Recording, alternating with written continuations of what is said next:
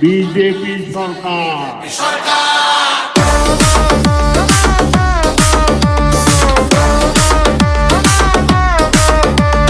DJ Piku Nadia.